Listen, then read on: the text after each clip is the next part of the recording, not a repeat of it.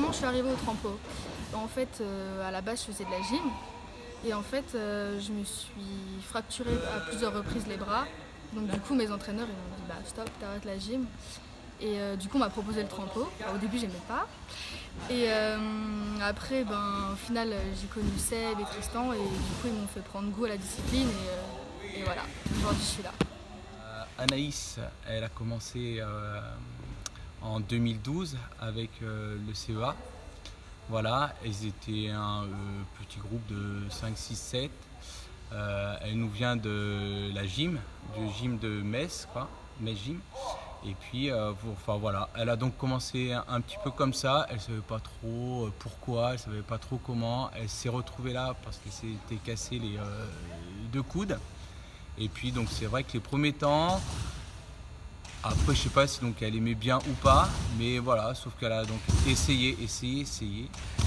Et puis donc quand même, on s'est dit qu'il y avait un truc quand même derrière, parce qu'elle avait déjà des ouvertures très très nettes. Elle sautait beaucoup. C'est elle qui restait le plus longtemps sur le trampo. Elle aimait pas rater. Alors ça, elle aime pas rater. Ça, donc c'est clair et net. Elle aime pas rater. Elle aime pas perdre. Déjà, on s'est dit qu'avec cette petite, parce qu'elle était toute petite, elle avait 11 ans, 12 ans, on s'est dit qu'on pouvait peut-être faire quelque chose. Effectivement. On s'est dit on va continuer, on va donc essayer de lui faire aimer l'activité trampo, ce qui n'était pas gagné, parce que donc les premiers temps, elle regardait les copines en train de faire toutes les chorégraphies, tout avec la musique. Elle était comme ça, ah ouais c'est bien et tout ça. Et puis au fur et à mesure, elle a commencé à faire pas mal de touches différentes. Elle a fait ses premières difficultés, etc. Et puis moi, après, je pense qu'elle s'est prise au jeu.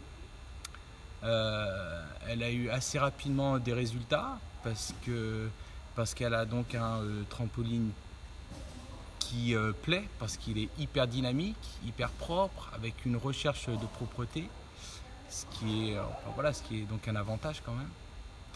Et donc elle a fait ses premiers résultats en championnat de France. C'était au championnat de France de Toulouse, où elle sautait en catégorie nationale. Enfin, c'était anciennement fédéral, donc là maintenant c'est donc du national. Et elle avait fait troisième, si je me souviens bien. Ouais. Et là, donc du coup, une fois que l'on commence à avoir un petit peu de résultats, après, la machine est lancée. Ok, alors comment faire du haut niveau? Alors pour ma part, je sais moi il me faut beaucoup de motivation, il faut que je me fixe des objectifs, donc que ce soit à court terme ou à long terme, j'en ai besoin pour progresser. Je pense que ça c'est la base d'un sportif de haut niveau. Sinon, oui, c'est sûr qu'il faut de la régularité, il faut une bonne hygiène de vie. Après ça n'empêche pas de s'amuser à côté, quoi, mais bon, c'est vrai que ça demande des sacrifices. Mais bon voilà, après quand on rentre en équipe de France et qu'on peut voyager tout en faisant ce qu'on aime, c'est vrai que ça pousse encore plus à continuer. Et donc, déjà pour faire un sport de haut niveau, il faut s'entraîner beaucoup. Alors moi je m'entraîne 3 heures tous les jours de 15 à 18. Et 2 fois par semaine je m'entraîne 2 heures le matin. Et donc déjà pour rentrer dans un cursus de sportif de haut niveau, c'est vrai qu'il faut déjà avoir une école. Il faut avoir une école qui permet des aménagements horaires. Donc ça, j'ai eu la chance de pouvoir rentrer là-dedans. Et donc c'est vrai que le week-end, après on n'est pas comme, c'est pas comme le foot, on n'a pas besoin d'être là tous les week-ends, mais c'est vrai que ça demande aussi une disponibilité le week-end. Et puis surtout les vacances, parce que c'est vrai qu'on ne peut pas s'arrêter comme ça, quoi. Moi par exemple, je m'arrête une semaine, il me faut 2 semaines pour bien reprendre, quoi. Donc c'est vrai que pour ça, ça fait partie du jeu, quoi. Elle est exigeante avec elle-même. Elle est très rigoureuse et elle se donne beaucoup d'objectifs. Ouais. Mais elle ça est très paye. douée, elle a du talent. Elle est très talentueuse. C'est surtout une phénomène. Ouais. C'est quelqu'un de très fort. Ça. Ouais, c'est quelqu'un par exemple, ça fait 2 semaines il a pas sauté et bim, il dirait qu'il est fort. C'est un phénomène. C'est-à-dire qu'elle est très talentueuse. Elle est très talentueuse. Elle est douée, elle a des facilités. Elle a un don. Donc c'est une phéno. Elle a un don au trempo en fait. Et puis elle se fixe des. Enfin, elle se donne les moyens de réussir. Genre, tout le temps, elle fait de son mieux. Voilà. Anaïs est donc rentrée donc au CEA en 2012 en 5e. Voilà, donc c'était au collège de l'Arsenal où donc on peut bénéficier de bi-quotidiens, c'est-à-dire qu'on peut faire aussi bien des entraînements le matin et l'après-midi. Donc, parce qu'il faut savoir que pour performer, il faut beaucoup d'entraînement. Beaucoup. Être doué, c'est bien, mais doué sans faire donc tous les entraînements, ça sert presque à rien, puisqu'après, de toute façon, il y en a plein qui sont doués. Et donc après, toute la différence se fait entre ceux qui travaillent plus et ceux qui travaillent moins, évidemment. Donc elle est déjà douée, mais en plus c'est une bosseuse. Il faut donc savoir qu'elle s'entraîne entre 15 dans les périodes creuses, entre 15 et 20 heures semaine, en plus de l'école. Donc ça demande quand même un investissement assez phénoménal. Jeune de Sardinie. Allez. Hop.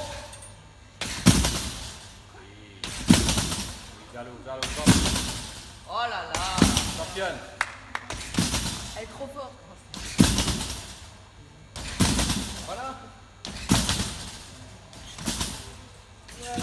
Bon, t'es un petit peu courte sur le backpack. Le palmarès d'Anna. Donc en gros, je vais aller très vite. C'est simple. 2016, elle rentre en équipe de France chez les juniors. Elle fait donc ses premiers championnats d'Europe. Voilà. 2017, elle fait ses premiers championnats du monde à Sofia, en Bulgarie. En 2017 aussi, il faut donc savoir que c'est la plus jeune championne de France de l'histoire. Elle est championne de France senior alors qu'elle n'a que 16 ans. Donc voilà, c'est donc la plus jeune championne de France. En 2018, là, donc elle revient juste des championnats d'Europe, il n'y a pas très longtemps, où elle finit vice-championne d'Europe par équipe avec Marine Jurbert et Léa Labrousse. Donc je pense que c'est un parcours extrêmement rapide, puisque en fait elle a que 6 ans, 7 ans de trempeau, ce qui est extrêmement court lorsqu'on sait qu'il faut énormément d'expérience pour être au plus haut niveau. Donc je pense que c'est de bon augure pour les prochains championnats du monde qui ont lieu à Saint-Pétersbourg là, au mois de novembre 2018. Donc voilà, on va croiser les doigts. On va donc espérer qu'elle se qualifie chez les seniors, alors qu'elle est qualifiée déjà pour le championnat du monde des jeunes, on va dire. Ça s'appelle les CMGA. Mais là, donc, on va donc espérer qu'elle se qualifie pour les championnats du monde. Les qualifications, c'est au mois de septembre. Donc voilà. Entre-temps, elle va partir en stage au Japon. Elle va faire une Coupe du Monde là-bas. Et puis, elle va rejoindre le pôle d'Antibes au mois d'août. Voilà. C'est vrai qu'en partant, du coup, je laisse un peu tout ce que j'aime ici, commencer par mon coach qui m'a formé depuis le début. Donc ça, c'est un peu dur. Et sinon, il y a aussi les gens avec qui je m'entraîne, donc que ce soit Alicia, Victor, Émile, Marine, tous ceux avec qui je suis depuis le début. Donc voilà, c'est vrai que pareil, ça va me faire un petit vide à ce niveau-là. Après, il y a aussi Galina qui est arrivée et qui m'a apporté vraiment beaucoup de choses. Et donc c'est vrai qu'après j'ai ma famille ici. Mais après c'est quand même gagnant de descendre dans le sud, je suis quand même super contente, je vais pouvoir m'entraîner avec l'entraîneur national, je vais retrouver Tristan. Ensuite il y a un bon petit groupe d'entraînement, donc ça c'est plutôt pas mal. Donc pour ça je suis contente. Ouais, c'est dommage qu'elle parte.